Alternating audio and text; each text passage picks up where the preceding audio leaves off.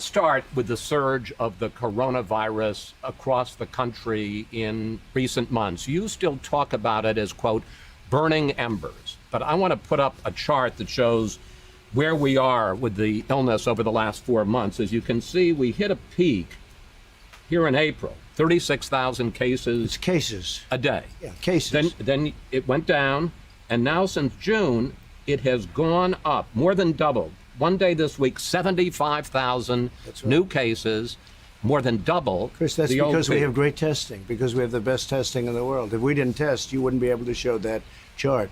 If we tested half as much, those numbers would be down. But this isn't burning embers, sir. This is a forest fire. But I don't say. I say flames. We'll put out the flames, and we'll put out, in some cases, just burning embers. We also have burning embers. We have embers, and we do have flames. Florida became more flame-like, but it's going to be under control. And, you know, it's not just this country. It's many countries. We don't talk about it in the news. They don't talk about Mexico and Brazil and still parts of Europe, which actually got hit sooner than us, so it's a little ahead of us in that sense.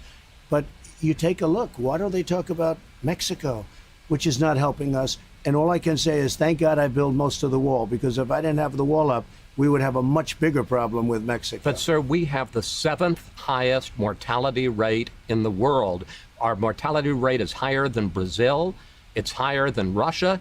And the European Union has us on a travel ban. Yeah, I think what we'll do, well, we have them on a travel ban too, Chris. I closed them off. If you remember, I was the one that did the European Union very early. But when you talk about mortality rates, I think it's the opposite. I think we have one of the lowest mortality rates in the world. We're going to take a look. We had 900 deaths on a single day. We will take a look. This week. Ready? You can check it out. Could you please get me the mortality rate? Yeah. Kaylee's right here. I heard we had one of the lowest, maybe the lowest mortality rate anywhere in the world. Do you have the numbers, please? Because I heard we had the best mortality rate.